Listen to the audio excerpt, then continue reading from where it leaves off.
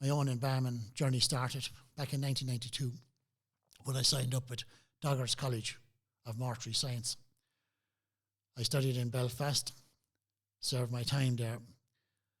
The people there were great. They helped me get my written exams and they helped me do my practical exams. When I passed and got my degree there, I also won a scholarship to study in the International College of Mortuary Science in Liège in Belgium.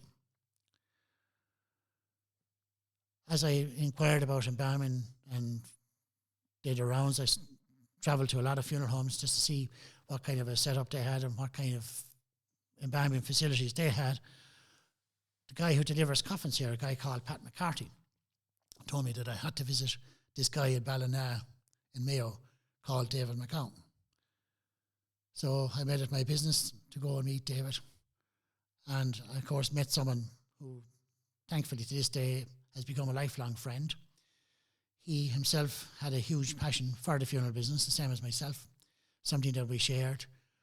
And also when I entered his funeral home, I saw a funeral home that I was really, really impressed with.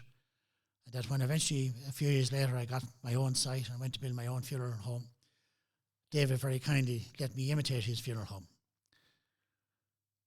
I think the interest in the embalming propelled me to build the funeral home and move me forward, because I think it turned us from maybe an undertaker into a funeral director, because now you weren't just collecting somebody somewhere, putting them in a coffin, putting the coffin in a hearse and taking them to another place.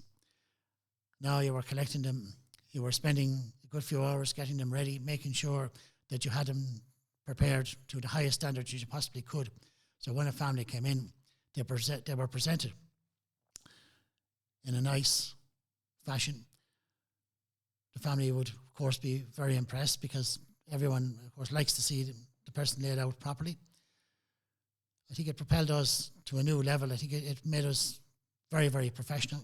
We were carrying out a service now that no other professional could carry out. And I think a funeral home, the embalming service that is attached to a funeral home, is something that is very, very personal. And if you have a very good embalming service or someone who is very passionate about it, this raises the level of that funeral home to a very, very high standard. So if I want to imitate another funeral home, I can buy a hearse the same as theirs, or I can build my funeral home or construct my funeral home in the same manner as which they have constructed theirs. But I obviously cannot purchase the good or high quality embalming service that they carry out. That's something I have to study and acquire for myself. So I do believe that a good and a high quality embalming service is something that is very, very helpful and a big addition to any funeral home. The embalming, when I started out first, was kind of unheard of. I kind of propelled it, and I suppose a lot of other funeral homes did the same thing. We propelled it to a very high level. It very quickly took off and became standard practice in our funeral home. And I think around the country, it started the same very, very quickly. Before that, it was only carried out if you were sending somebody out foreign or if you were keeping them for a long, long period of time.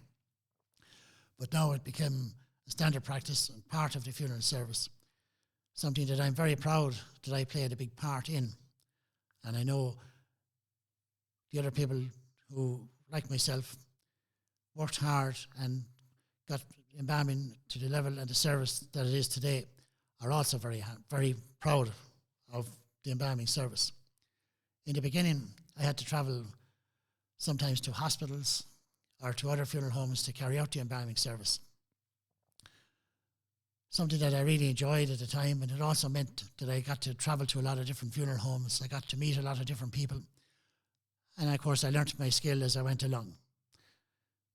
Now, generally speaking, the embalming service is carried out here in our funeral home.